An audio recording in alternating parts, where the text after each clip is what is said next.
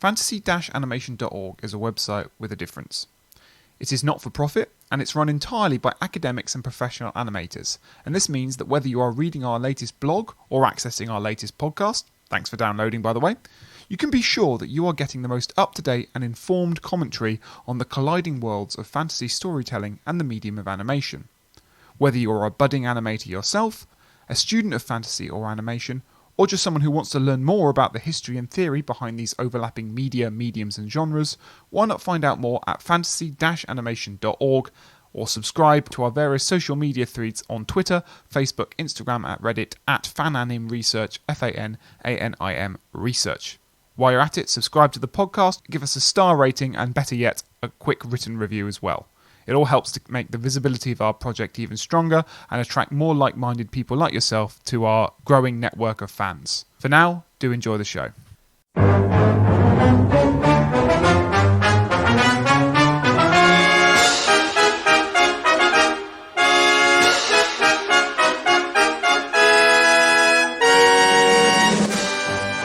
Hello again, listeners, and welcome to another episode of the Fantasy Animation Podcast with me, Alex Sargent.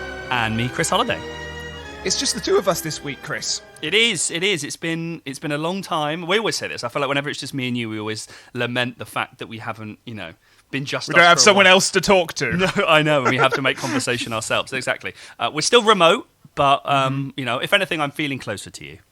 Well, that's lovely, and we've got a fun film to talk about this week. We've decided to go back to the oeuvre of Harryhausen. We've done the Valley of Guanji, and we've done Jason and the Argonauts. But today we're talking about the Golden Voyage of Sinbad, not to be confused, of course, with the Seventh Voyage of Sinbad or Sinbad and the Eye of the Tiger, which again is also not to be confused with Rocky III.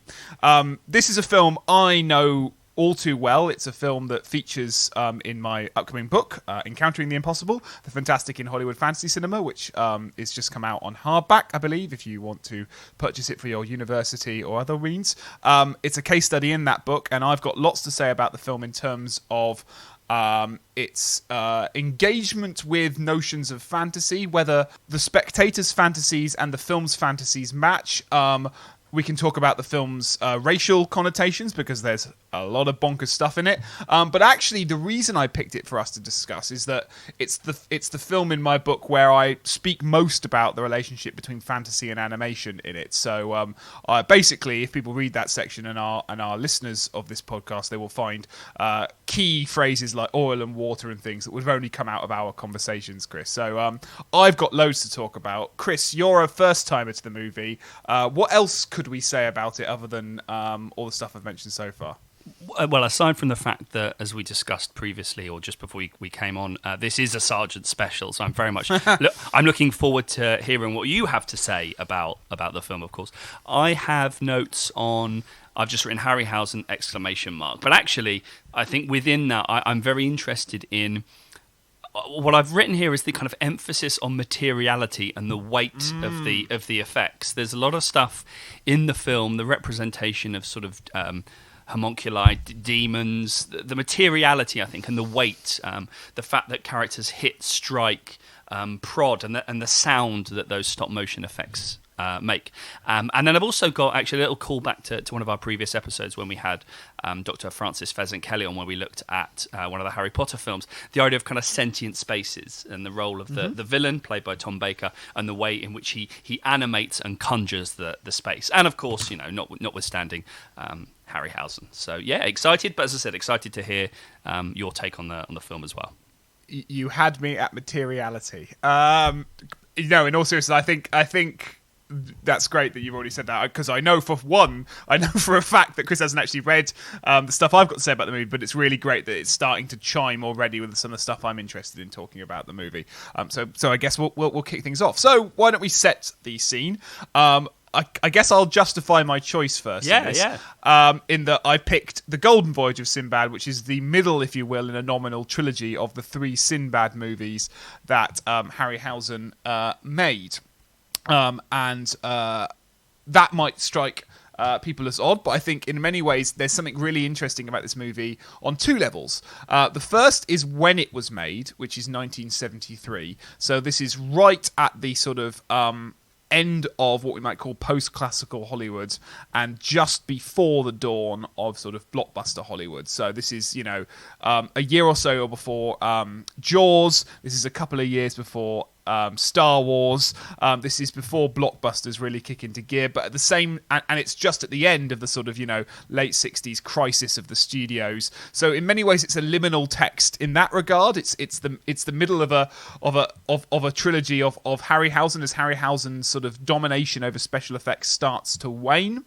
So I think that's interesting to talk about, and I also think it's really interesting to talk about the film's sort of typicality as a Harryhausen movie. And what I found interesting about the film when I came to research it is that I read a lot of the reviews for it and at the time, and most of the reviews basically argued the same thing, which is that this film, basically the plot makes absolutely no sense or is just stupid.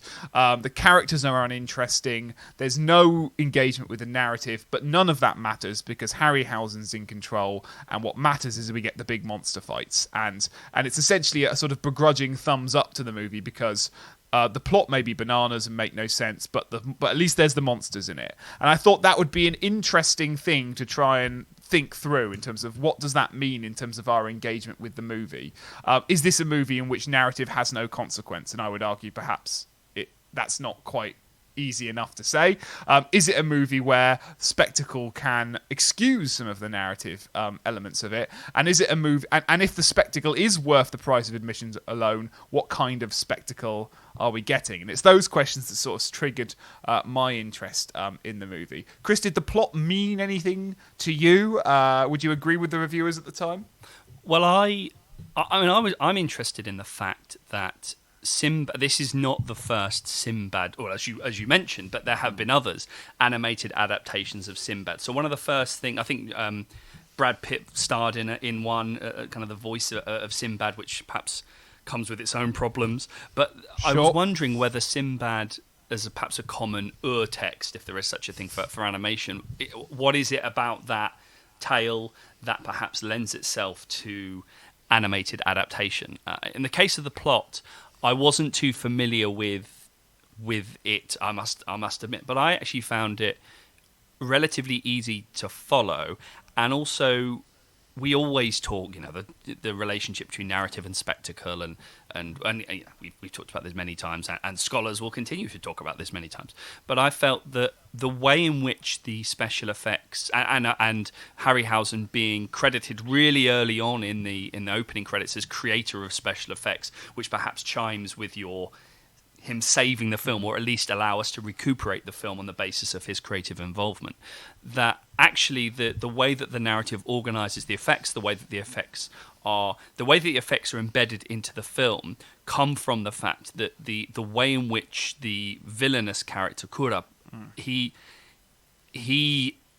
creates effects from the world around him, gives them a sense of narrative, embedding that I think helps the effects and the magic come from the story, very much so at the level of narrative. They don't feel like they are extraneous inclusions or sort of criticisms by flash insert where you are, we're now at the effects stage and there are instances where characters are watching, especially in the sort of climactic fight sequences, where characters are the surrogate spectators watching the effects kind of go at it.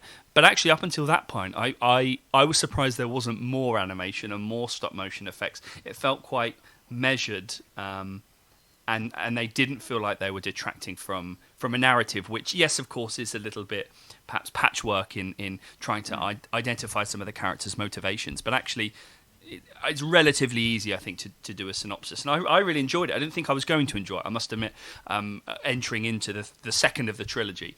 But, yeah, found it easy to follow it, and really actually liked the way that the effects were embedded into the story. So to give listeners a sense of this narrative, it's basically, so Sinbad, and this is true of the mythical figure, the story cycle of which it's based, in which it's this kind of nebulous archetypal hero that moves from adventure of his various voyages across the sort of the Arabic story cycle that I think traces back to like the 8th or 9th century Iraq or Persia, the Persian area at least.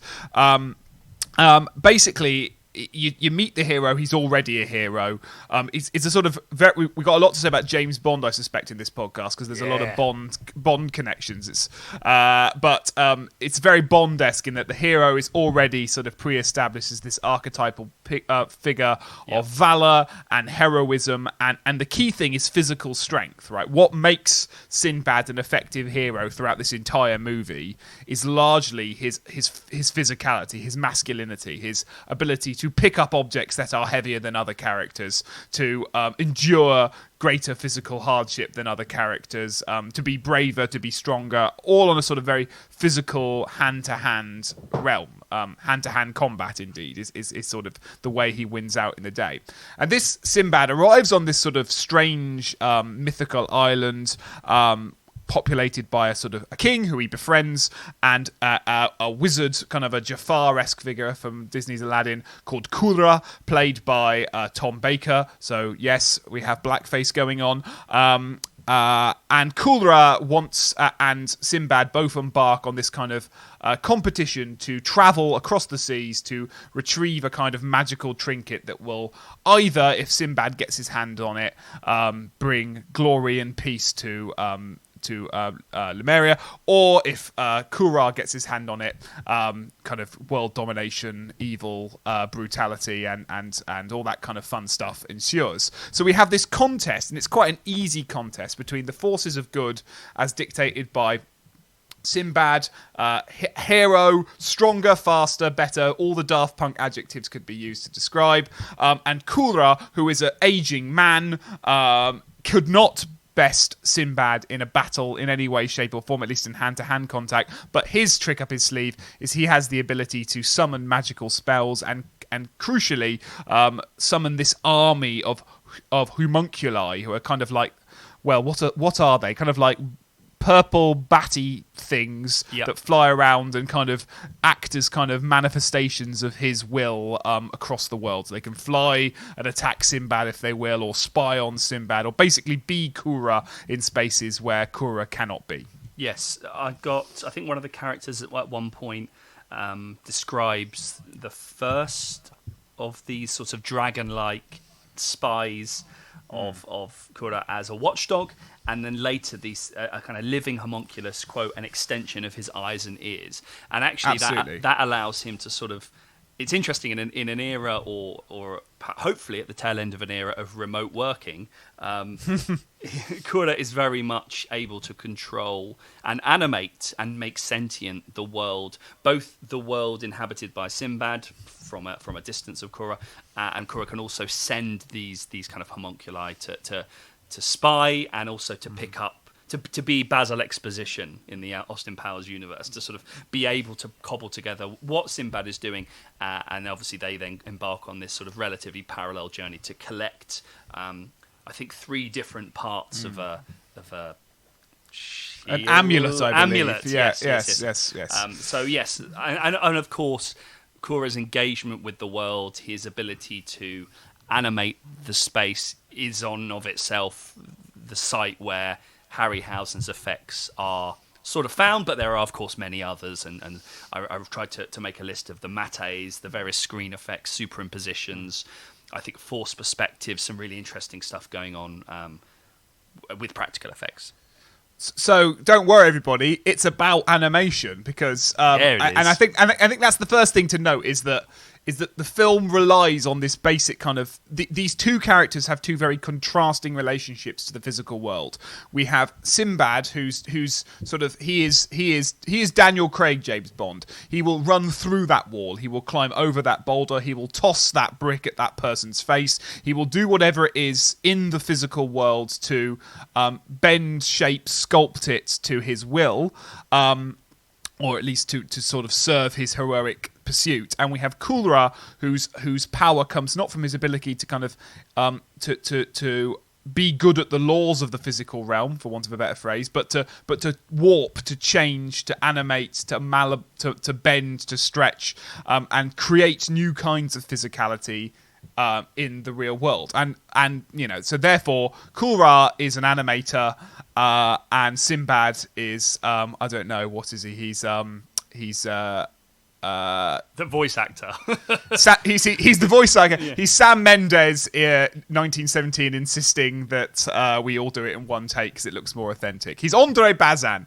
Sinbad is Andre Bazin, and Kura is Sergio Eisenstein. Right. Well, I'm just gonna stop you there. So we're 15 minutes in, and we've had Austin Powers, a couple of Bond references, and of course a much needed turn to Bazin and Russian formalism. Yeah. But yes. In the case of sorry, just to pause because sometimes we don't explain. So Bazin is photo equals the real world, indexicality. A photo is a thumbprint of the real world, and you take Eisenstein. Well, I was going to take Eisenstein not necessarily in his guise as filmmaker and writer on the power of montage and the power of editing and kind of the dialectic arrangement between synthesis, antithesis or antithesis, and then synthesis. I was kind of thinking more in terms of the plasmatic in the way that you were describing the animation of the world.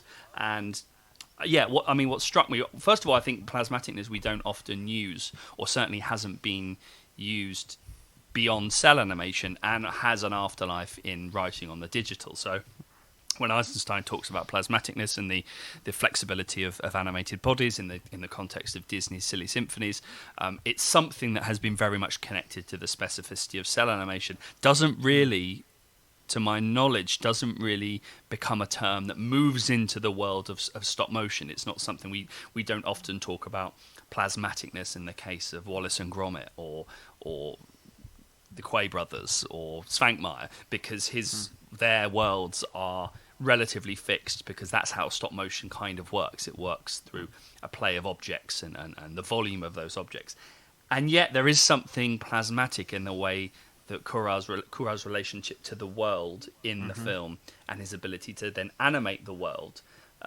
It's not that these creatures are pre-existent creatures, though they are in the case of the homunculus. But I think there's one point Kura's spell activates a kind of statue on a boat. Now, is it wood or is it metal? It's very difficult. It looks to be wood. Yeah. And the ship's wooden carving kind of comes to life, and there's a real emphasis on the materiality and the weight of that action. And that comes across in the fight sequences, and I really liked the way that the live action and stop motion footage was combined, because these are objects that occupy space and volume in the fictional world, and so the world is being made sentient and being reconjured.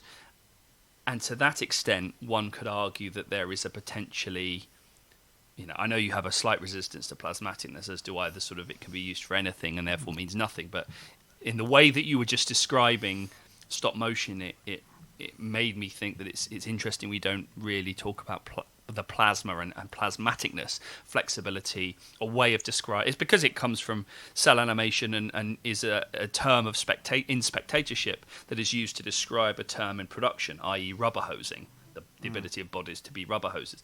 And we never really talk about it in the relation to stop motion. But as you were talking, it made me think, I wonder if it could find a home in that kind of object animation. Well, it might do, but it also kind of it's one of a number of words that we could use to kind of prize out this binarism between live action and animation, and I think the film is very interested in that binarism, and it's a binarism that is culturally determined as much as anything else, because not all live action films preserve reality, and not all animation films transcend reality. But there's a certain, we could use words like metamorphosis, which I think Paul Wells uses in his sort of understanding animation, or we could use, all kinds of words, even things like ontology or photography or authenticity or realism. These words that we kind of use, whether we like it or not. We have a visual culture that assigns the photograph an element of preserved realism. It captures the pro-filmic event, and we assign animation a quality of, I guess, fantasticalness, of changing, altering, making the event something that or bringing into being other kinds of worlds that don't exist and were never existing and were never pro-filmic. We're obviously interested in this interplay. We've been doing a podcast about it for nearly 80 episodes now. Yeah. But I think this film is very interested in it, which is why I don't know if I agree with the reviewers that say that basically the narrative doesn't matter. I think the narrative is incredibly important in mediating these encounters with Harryhausen's special effects, because Harryhausen's special effects become, in essence, Kulra's special effects, at least for most of the movie. Yeah. And I'm always really interested in why it is that animators and VFX artists always cast themselves as the villains. Because they are, right? Yeah. Why is it that particularly at this point, Harryhausen's got creative control over a lot of this. He's not the director, but he nominally is the director. He's the co-producer. He has the ability to not do this. But what these films do, and this is represented very nicely in Golden Voyage of Sinbad, it is often the animated characters that act as forces of evil in the movie, and the celluloid characters, the live-action characters, act as forces for good in the movie. And I think that's a very interesting thing to point out as to why it achieves that. And I've got some thoughts on why it perhaps does that. But I wonder if that had struck you, Chris. That actually, if you think about it, whether it's Jurassic Park or, I mean, we had. I think I asked him this question on the podcast when we had Andrew Whitehurst on talk about Ex Machina. But whether it's Andrew Whitehurst, Ex Machina, Jurassic Park, the baddies are always the animators. They're always the metamorphic amongst us. The good guys are the ones that want to live in the world and simply use it. Well, my first thought was, it will be to do with fantasies of control and knowledge. But then actually, in this film, there is the Oracle of All Knowledge, which is a character. So that's the character that's played by Robert Shaw. Is that right? The Oracle of All Knowledge? I think so. So that's the first Bond. It's not the first. I was going to say it's not the first Bond reference, but it's definitely the second, because we've got Carolyn Munro from The Spy Who Yes, Loved Me. Of course, who plays a sort of harem slave girl in the movie, which is not problematic at all and absolutely fine. I mean, we can definitely get onto that. I think we probably we will, but as much as there's lots of interesting things in this movie, there's lots of just gender, race. I mean, 1973. This is more 1923. But anyway, we carry on. Well, it's the same year as Live and Let Die, so there's lots of stuff going on there.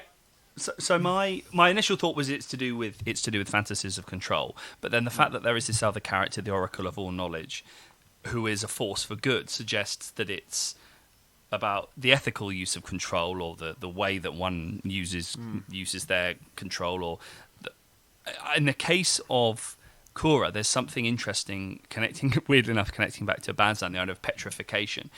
Kura is somebody who wants to stay young, because a sort of subplot is that every time he raises, it's moving, it's alive. Every time these characters are made sentient, he ages, and helpfully characters comment on this. You have aged, just what he wants to hear. But there's another trait of the animator. Every time you commit a project, you've lost a bit more hair and have got a few more wrinkles. The labour of production, and it's actually part of the sort of climax of the film is the ability of Kura to then be made young by throwing parts of this amulet into this fountain of youth. Fountain of youth. So I don't know. There's lots of interesting things about Kura's relationship to control, to kind of petrification, but I don't know why. Because I was thinking of the Lego Movie and sort of master building and animating and creating the world and so forth. And I don't know why. What is it about elements of control and artistry that seem to lend themselves to these hyper characterizations, or these villainous? Animation works very well as an antagonist, and I don't know why. Is it just about control and the ability to impart force? Is it a kind of quasi-religious element related to sentience and the building of a world? I don't know. What have you written about, Alex, in relation to this? Well, my theory is basic. Is that I think I like what you said, that animation works very well as an antagonist. I think it's all about, particularly in these mixed media live action animation hybrids, it's all about reinforcing this binarism, as I say, between one kind of visual culture in which the camera preserves an act of life, and another kind that kind of the camera creates a new form of life. And, that binarism between live action and animation has always been an artificial one. It's always been a kind of cultural created one. And Paul Ward talks a lot about this in sort of the early history of animation billing, and that animation only becomes a sort of category almost as a way to also sell live action as a category. And it's kind of, it's the two that feed off one another. And I think this film is ultimately, it's not so much a story. It's not a story of fantasy of control necessarily. It's a fantasy of technology itself. That the film is about, or allows us into a fantastical space where technology has the power to morph, change, and alter everyday life. And it basically has two actors to play that role. It casts live action in the role of a life that's unchangeable, and it casts animation as a wizard. It casts animation as this force that can make the unrepresentable representable, and can make objects that don't move. And it becomes a story of kind of physical possibility and physical achievability, but not through a battle between Sinbad and Kulra, but between a battle between something we'll call live action and something we'll call animation. And it comes right to that moment you just described with the shipmast, in that is a moment where that is enacted on screen, and that what you get is a film rupturing its own kind of gaze, its own fantasy of what it is, to give you an alternative fantasy. It shows us the fantasy of preservation. So we have this shot of, I think his name's Haroun, who's a kind of hapless, drunken sailor, if you will, who is kind of stumbling around on deck, and he's obviously drunk, and he's sort of and he leans against this this physical mast, right? And in that moment, we are very much encouraged to emphasize that this we can talk about what's going on fictionally, and that we have a sailor leaning against a shipmast. What's going on beyond that? Well, what's going on beyond that is that we are watching a pro-filmic event in which an actor on set has touched this shipmast.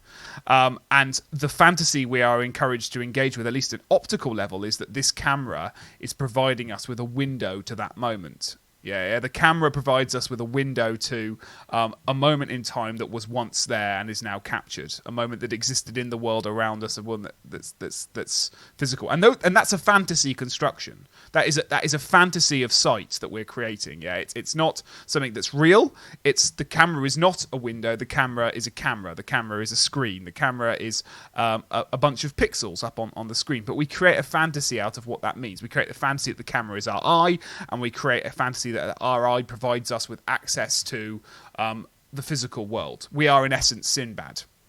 We are able to be better in the physical world than ourselves. Yeah.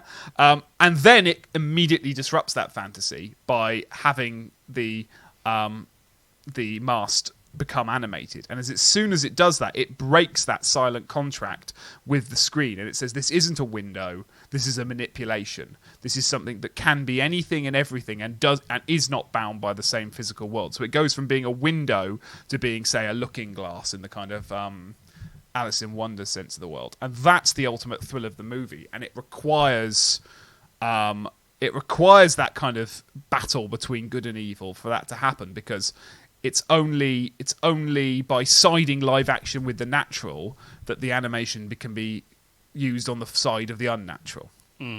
Interesting. I suppose what you were saying about earlier on about oil and water, and a phrase that we've often talked about in relation to the mixing or the non-mixing, or hybridity but not hybridity way that live action and animation footage comes together.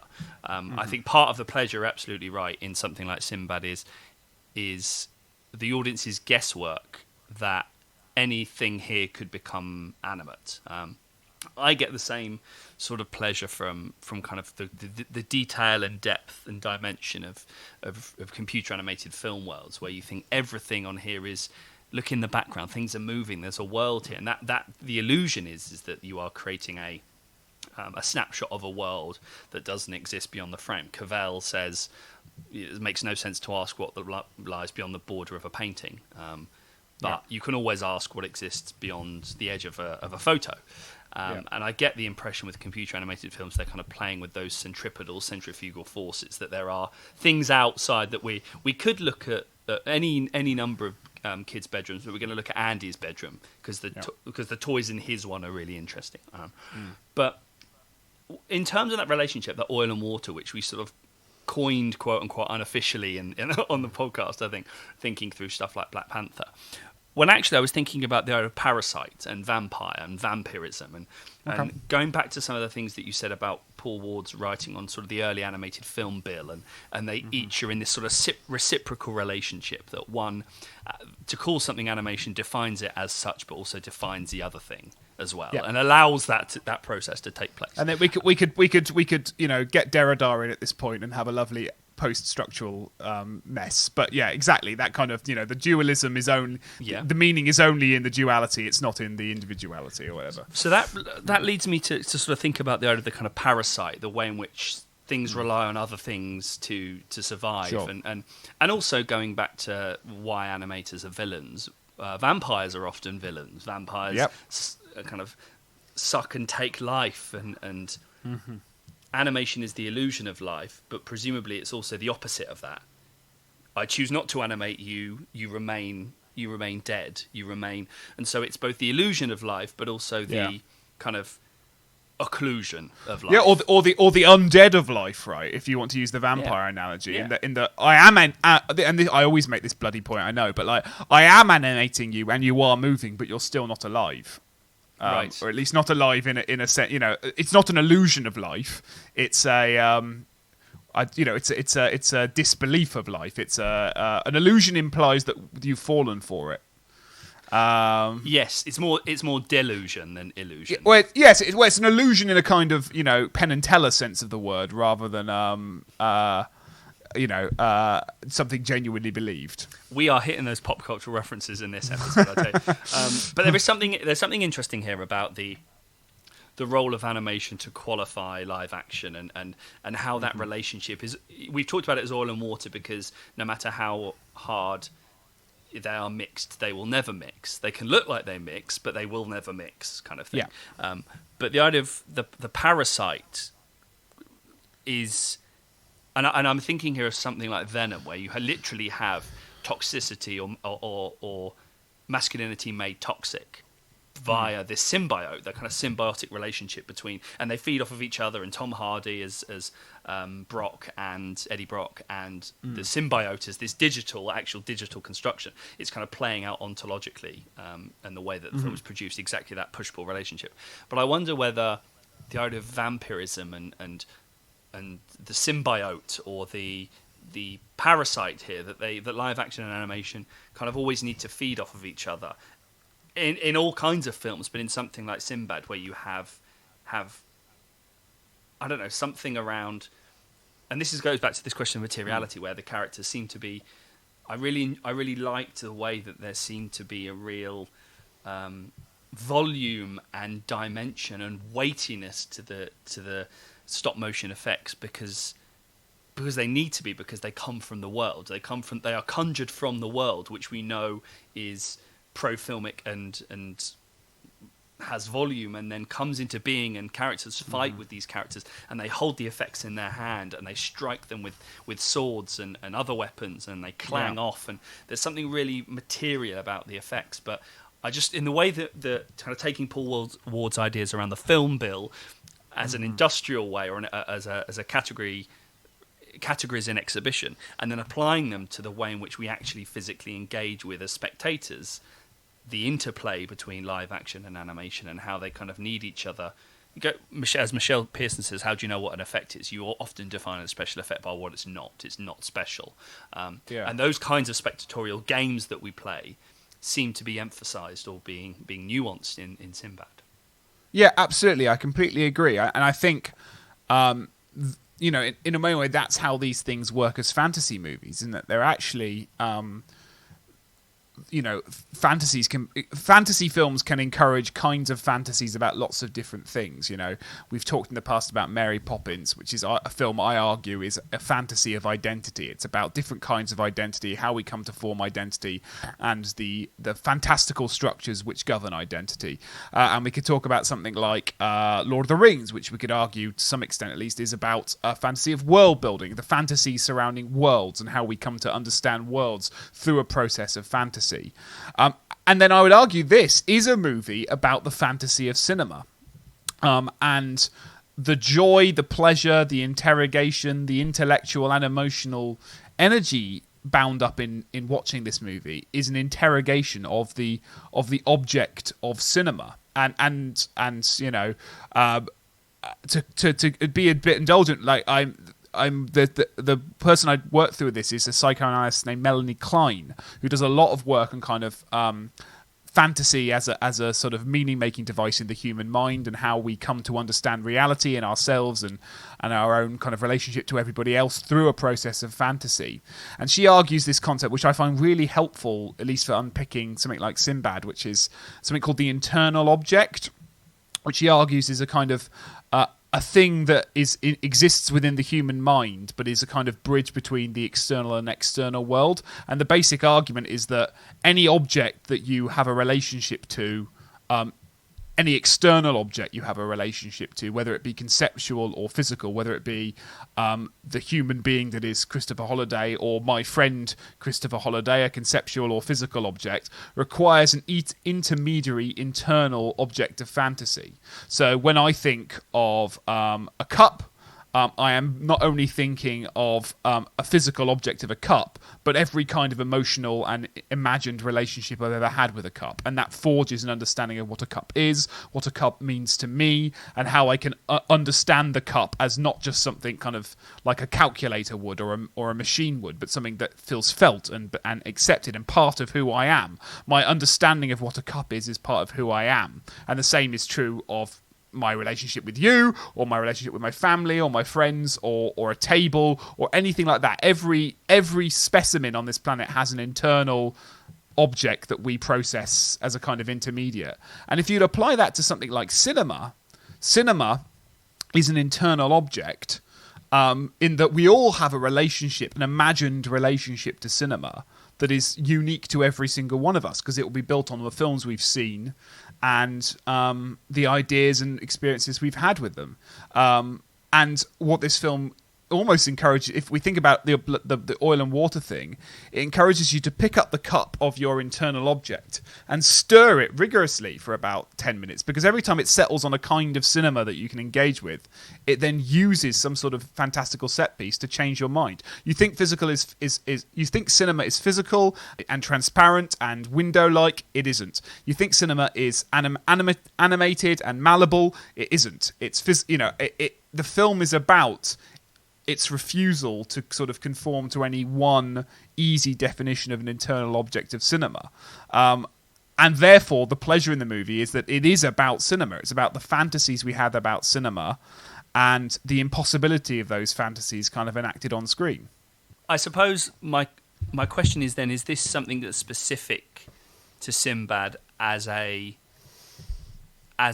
film in which there are stop motion effects? Because you said that in the book forthcoming, that, or just out, depending on when this podcast goes out, that this is the section in the book where you talk most about the fantasy and animation relationship, and it seems like stop motion. I know you get very excited about Harryhausen and Guanji and Argonauts. Argonauts was one of the very first episodes that we did. So, is there something specific about stop motion effects? Because I tell you what is making me ask this question is both what you said, but a really intriguing moment that perhaps speaks to this parasitic, vampiric, symbiotic relationship is that towards the end, so that part of this journey, the sort of hero's journey, is that he encounters, him and his motley crew encounter a series of animals or series of creatures that are controlled by Kura, that are raised into sentience by Kura, that are created from the world around Kura remotely. So wooden carvings on ships suddenly become sentient forces. The sort of I think it's the Kali fight sequence towards the end, the sort of six-armed statue animated into life, and we could talk about othering there as well. But when Sinbad towards the end jumps on the centaur, I'm pretty certain he becomes a stop-motion effect. There is a bit where the human character, so there's now not a centaur, a stop-motion centaur, interacting through back projection or Harryhausen's Dynarama technique, which was used to be Dynamation, for this film is Dynarama. He becomes, ontologically, Sinbad becomes a stop-motion effect. And we are not supposed, as spectators, to notice that. We are supposed to preserve the difference. At the level of industry and production, that difference isn't there because the character has to be stop motion for the sequence to play out. But there's something super interesting that suddenly Sinbad has become a stop motion effect as part of the film. But I would throw in.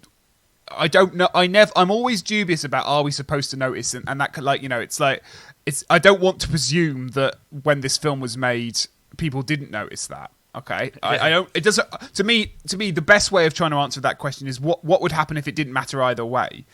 If you, some people will notice, some people won't. But the important thing is that the character of Sinbad, the character we have come to know, the fantasy is still there on screen. Yes. Yeah, is still represented on screen. Whether we acknowledge that they are now stop motion, whether we notice that or not, what matters is that the character is still there on screen, and the character is as much a manipulation now as a stop motion character as he was 2 minutes ago as a live action character.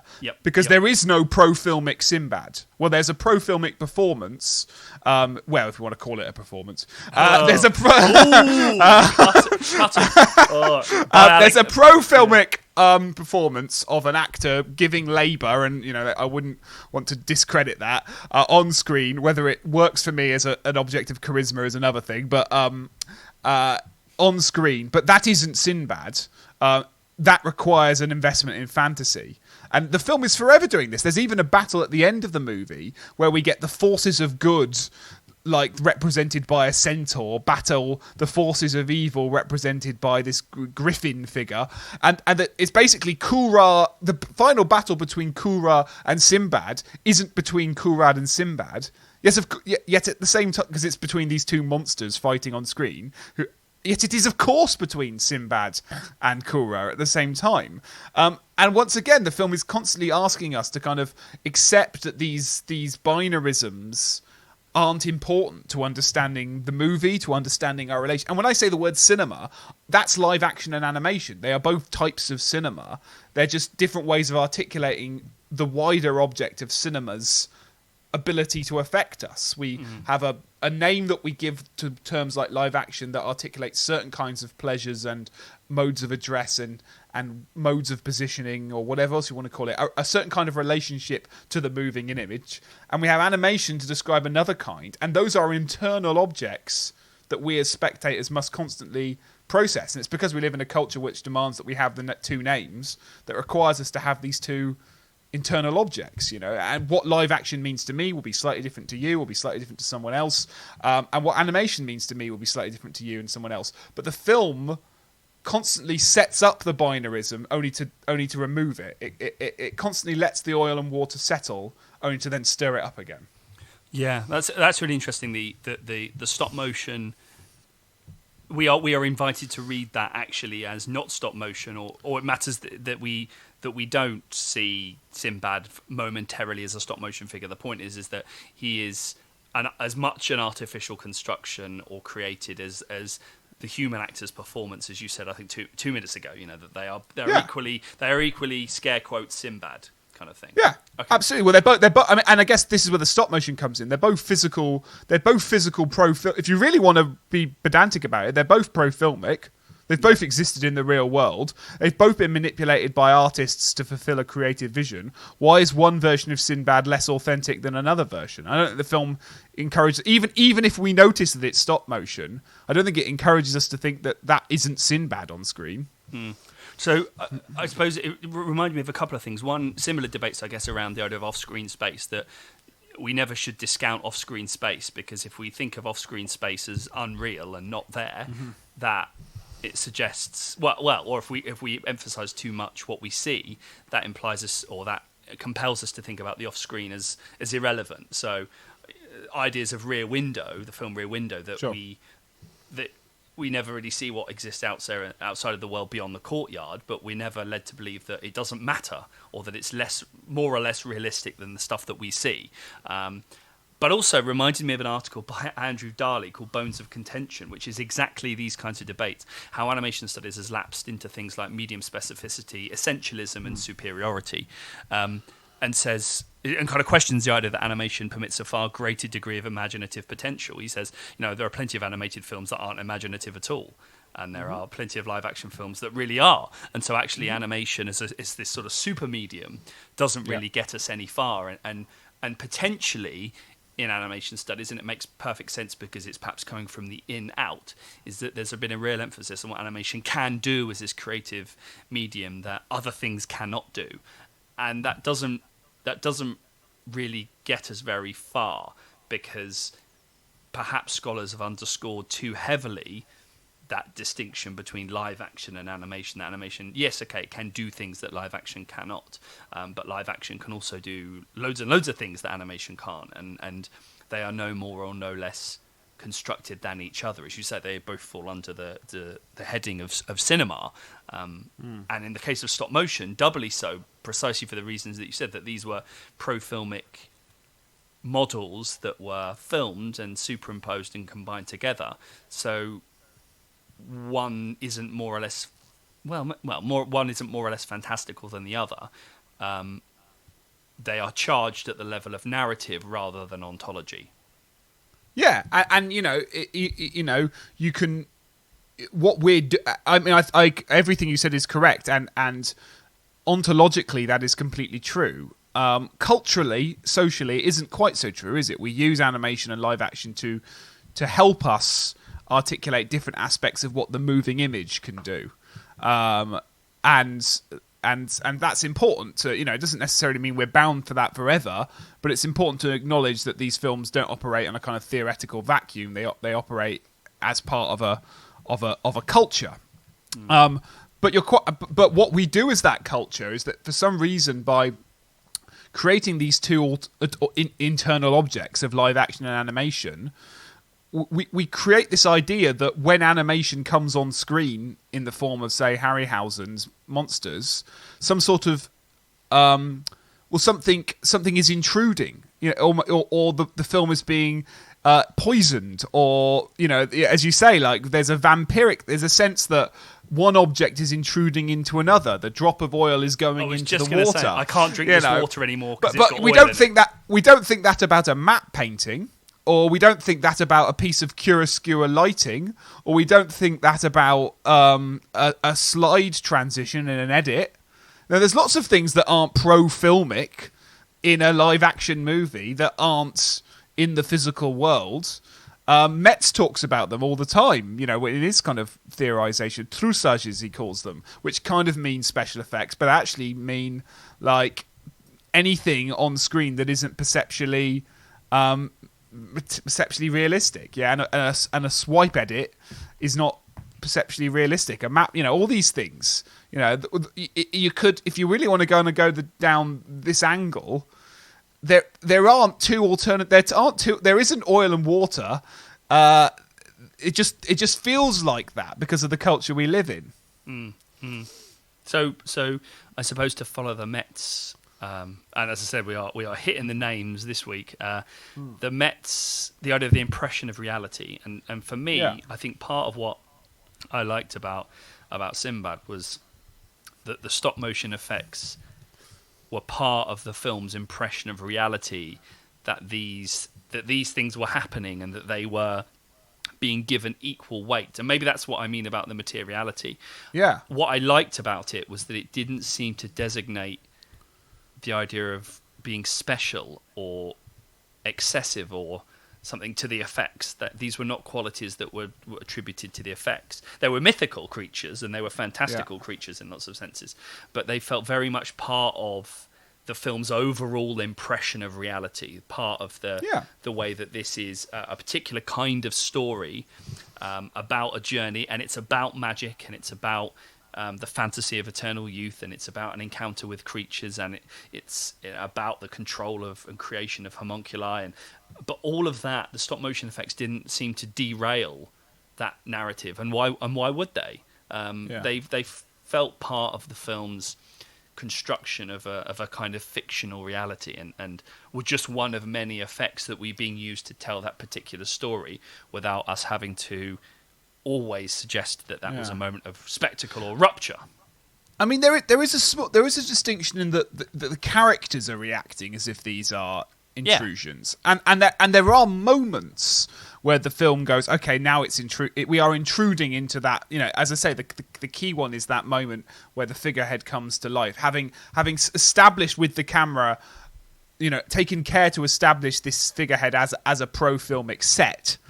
It then turns into the monster, and that's part of the special effects. But like, I guess you could give that scene kind of the sell of that scene to like almost as part of like a children's creativity workshop, and sort of say, color in the bits that are animation, but don't color in the bits that are live action. And you could probably do it. You could, you know, that bit of the frame is animation, that bit's live action. And but my question would be, is that how it's working as a spectator? You're watching it and going, well, obviously 2/3 of the screen feel real, but that third of the screen feels fantastic, and it doesn't quite work like that. What it does is, I actually would go the other way. I don't think what then happens is that therefore the animation becomes normalized. I think the opposite happens. The live action becomes animated, or the live action becomes fantastical, because it reminds you that don't worry everyone, there was no reality on screen anyway. Like, none of this had physical reality. None of this had anything. It just looked like it. So there's and again we're back to this idea of the kind of parasite, or the idea of the vampire, that there is the animation's presence in Sinbad augments rather than alleviates the qualities of live action. It brings it up to the, you know, there isn't a level, but brings it up to the level of animation, and invites us to read it all at the level of the animation, rather than pull the animation down and try and read at the level of live action. That there is a sort of animation has the ability to make fantastic live action. Well, yeah, and then I guess we could throw in, to sort of, you know, complete the sentence, we could throw in the fact that these films are received within a certain culture of special effects that Michelle Pearson writes about, which are so invested in the material reality of the labour and the construction and the reality behind the animation that it's almost it's exactly as it brings animation up to the level of live action. It brings live action up to the level of animation, and it makes the whole internal object of cinema feel boundless in its possibilities, and that's the pleasure of it. You know, the special effects pleasure is that they remind us that cinema is a far less contained object than our association, our desire to make cinema a synopsis of photography. Sorry, make cinema a synonym of photography allows it for. Yeah. I'm just trying to think whether this is also a function of the film genre. You know, that this is a fantasy kind of swashbuckling film, and comes before, as you say, a few years before Star Wars, and then the sort of cycle of 1980s kind of plastic reality, your RoboCops, the Terminators, all that sort of stuff. Which I know that there have been distinctions around science fiction and fantasy and space fantasy and all this sort of stuff, but it seemed to me that this film is inviting us to understand and appreciate how its effects are being used in a very different way to the futurism of science fiction and the role that technology plays. Because you mentioned technology earlier, but you know, this isn't a technological world. There aren't technologies within the world of the film. There are technologies used to kind of build it, and there are many. You know, the beyond the stony, weighty quality of the Harryhausen models. You have some incredible. You have a brilliant point of view shot. The centaur's point of view shot when the centaur is attacking. I was going to call her Naomi after her character in Spy Who Loved Me. But, is it Marglana or Margiana? Margiana.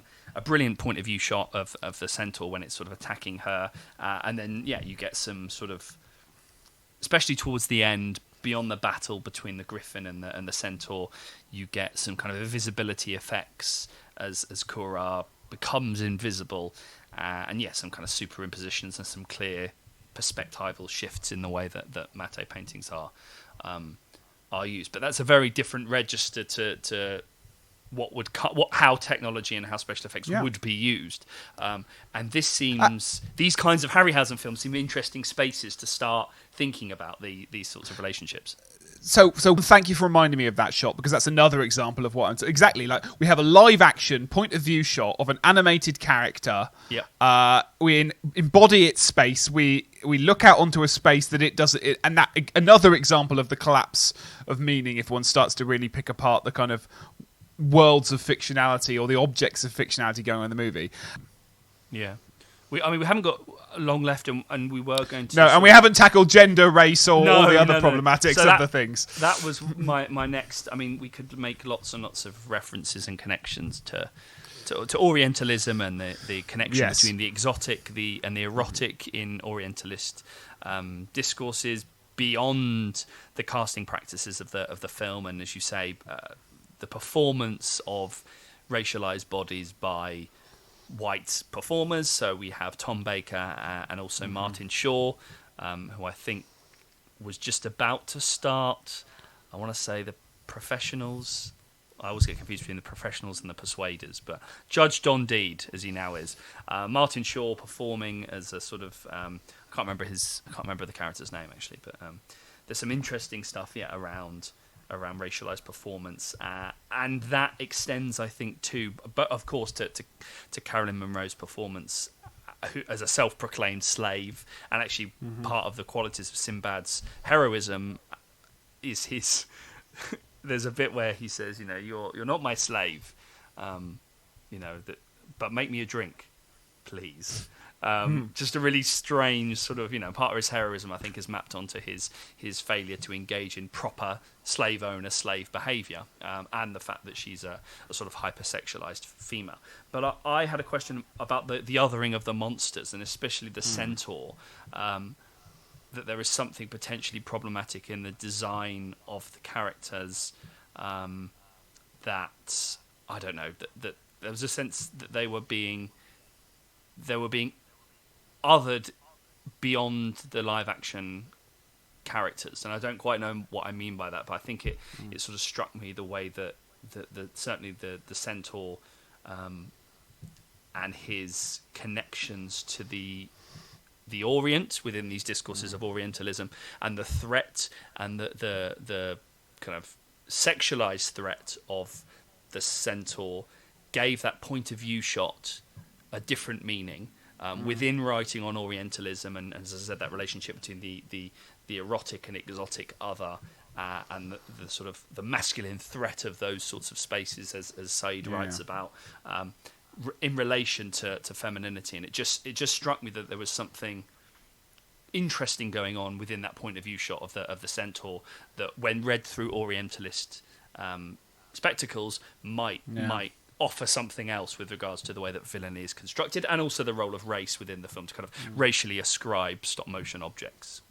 That was my thought. Yeah, well, I agree, and I touch vaguely on this in the book, but it's a kind of, I haven't got time kind of gesture in that, like, the film is racist, the film is xenophobic, it is sexist, and more so than than even to say that it's a product of its time. It's not even a product of the complexity of race relations of 1973, where we're going through second wave feminism.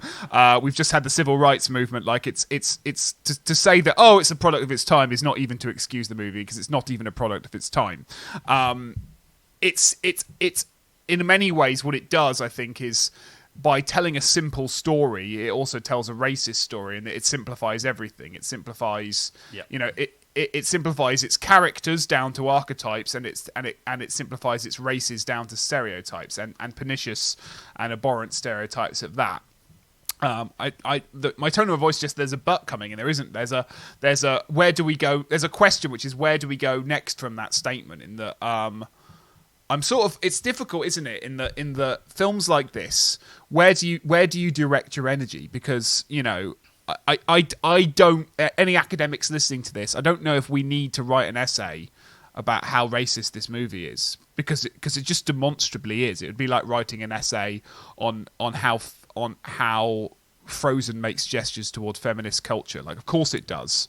Like, of course, I've seen it. I mean, that doesn't make it a success for doing it, or it doesn't make a failure for doing it. But of course it does. So I'm always looking for the yes and so what kind of bit of that question. Yeah. So it's a generic portrayal of the Orient in ways that a discussion of which wouldn't necessarily advance the debate around.